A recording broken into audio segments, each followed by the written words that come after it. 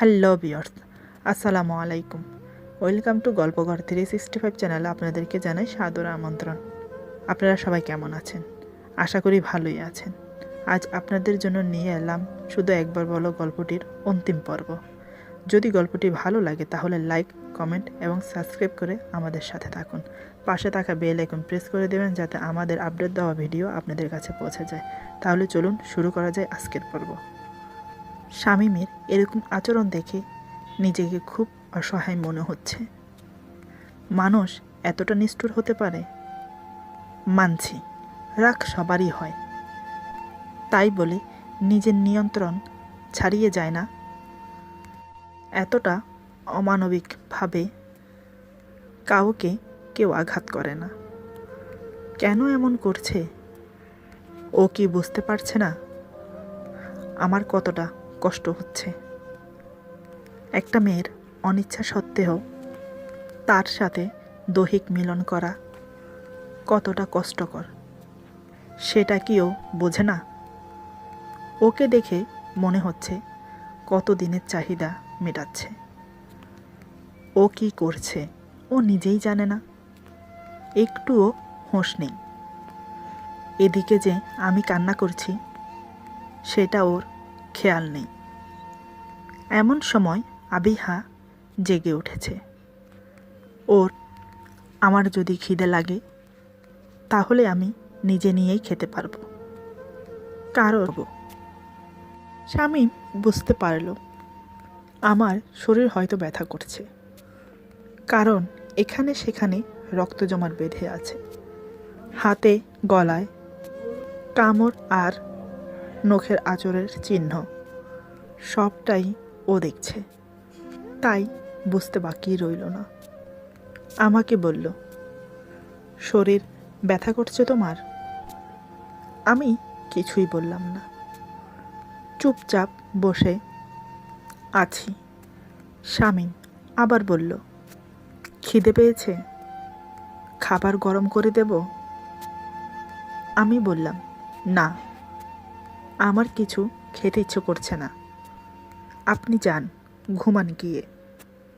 শামীম বলল, তুমি এভাবে বসে থাকলে আমার তো ঘুম আসবে না।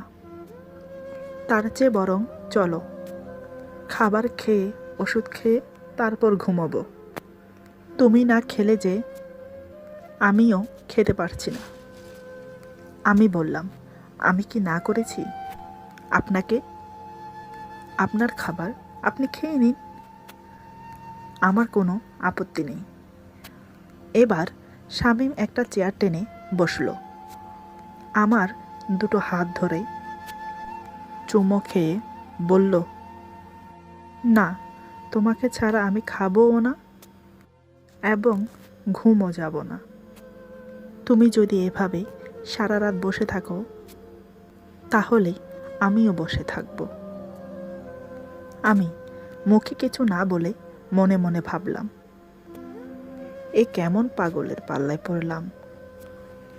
কষ্টও দেবে আবার আদরও করতে এসেছে, ন্যাকামো আর যায় না। এভাবে অনেকক্ষণ কেটে গেল। শামীম আমার হাত দুটো ধরে বসে আছে। বুঝতে পারলাম আমি যদি পুরো রাত না উঠি তাহলে সে উঠবে না। অনেকক্ষণ চিন্তা ভাবনা করে উঠে পড়লাম। বললাম, আমার ঘুম পাচ্ছে। শামীম বলল, চলো। এই বলে আমাকে নিয়ে খাটের দিকে এগোলো। দেখলাম আমার পাশে ও এসে শুয়ে পড়ল। আমি উঠে বসে বললাম, কি ব্যাপার, আপনি এখানে কেন ঘুমাচ্ছেন? শামীম বলল, তো কোথায় ঘুমাবো? আমি বললাম, আপনি এখানে ঘুমালে আমি কিন্তু ঘুমাবো না, এখন উঠে চলে যাব। শামীম আমার কানের কাছে মুখ এনে ফিসফিস করে বলল, আমি কিন্তু এখন আর পরপুরুষ নেই, এখন তোমার মেয়ের বাবা। মেয়ের বাবা যখন তখন তো মেয়ের মায়ের সাথেই শুতে হবে। এখন তুমি বলো কি করব? আপোষে ঘুমোবে নাকি জোর জবরদস্তি করতে হবে? কোনটা বলো? যেটা বলবে আমি সেটাতেই রাজি। আমি কি বলবো ভেবে পাচ্ছি না। তারপর একটা অজুহাত পেলাম। বললাম আভিহা সাইডে ঘুমালে পড়ে যাবে, ও এখনো ছোট।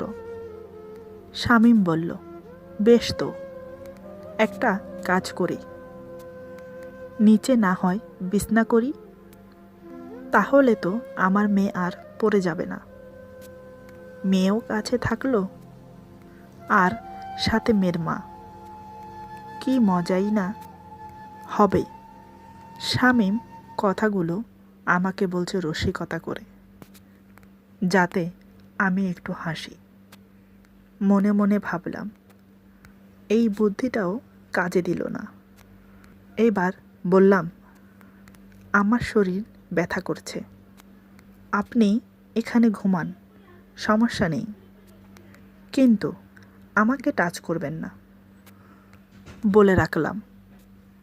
শামীম মুচকি হেসে বলল, ওকে ডান, তবে টাচ করব না, শুধু জড়িয়ে ধরে আদর করব আমার লক্ষ্মী বউটাকে। কি চলবে তো?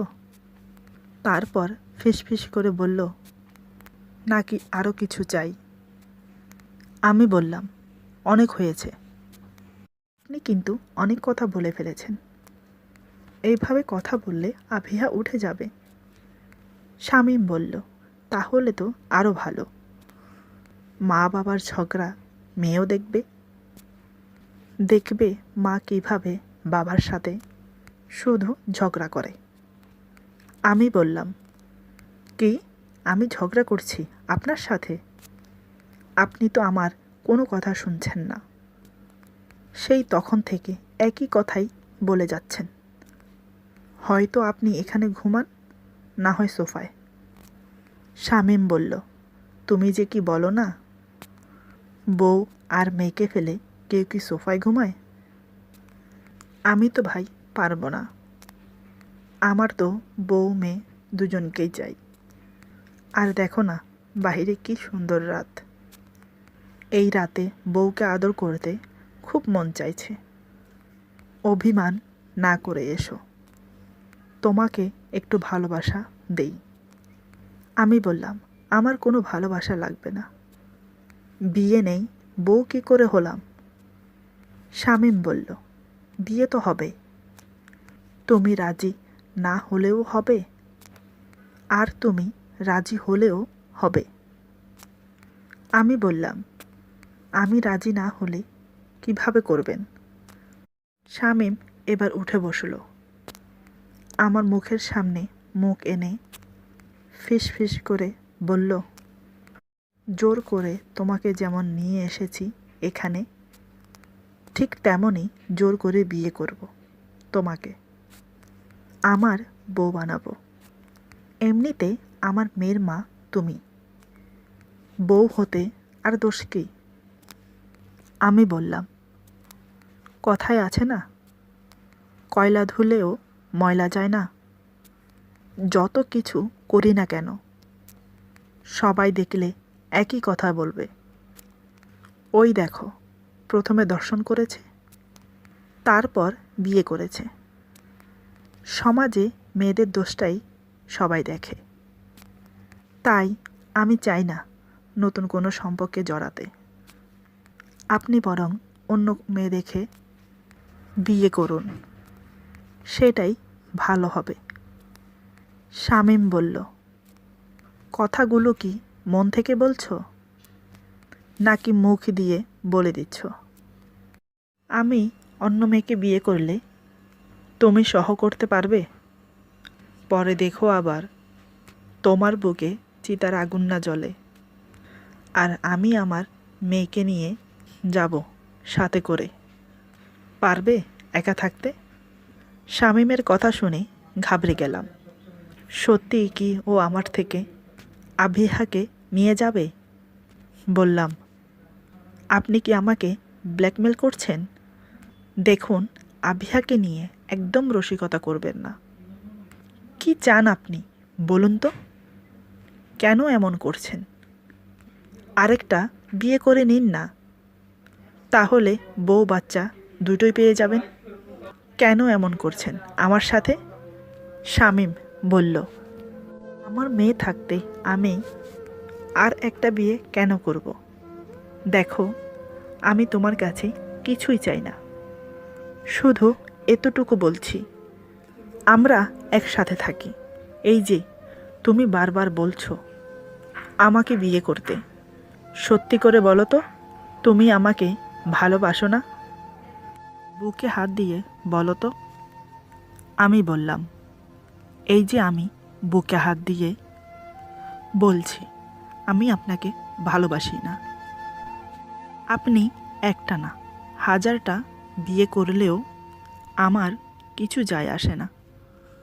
আপনার লাইফ, আপনার যা মন চায় করতেই পারেন, তাতে আমার কোনো সমস্যা হওয়ার কথা না। শামীম আমার দিকে তীক্ষ্ণ দৃষ্টিতে তাকিয়ে থেকে বলল, তাহলে তো আমিও যদি মরেও যাই তাতেও তোমার কোনো আফসোস হবে না। তুমি মনে মনে এটাই ভাববে, যাক, আপদ বিদায় হয়েছে। কি সত্যি তো? আমি বললাম, আমার জন্য আপনি কেন মরবেন? আপনার মা বাবার জন্য অন্তত বেঁচে থাকতে হবে। দেখুন, এসব বলে আমার মন গলাতে পারবেন না। রাত অনেকলে এই জীবন রাখার কোনো প্রয়োজন নেই। এই বলে উঠে চলে গেল। আমিও নিজেকে আর দমিয়ে রাখতে পারলাম না, কারণ ও খুব জেদি ছেলে। কি অঘটন না ঘটিয়ে ফেলে বলা যায় না। পিছে পিছে গিয়ে দেখলাম কিচেনের ড্রয়ার থেকে একটা ছুরি বের করলো। আমি যে বাধা দেব সেটা আর হলো না। সোজা হাতের শিরাতে বসিয়ে এক টান দিল, অমনি হাতটা কেটে গেল। ভাগ্যিস ছুরিতে তেমন ধার ছিল না, অনেক দিনের পুরনো ছুরি। আরও কিছু করতে যাচ্ছিল, এমন সময় আমি বাধা দিলাম। তোমার কে হই যে তোমার কথা শুনতে হবে?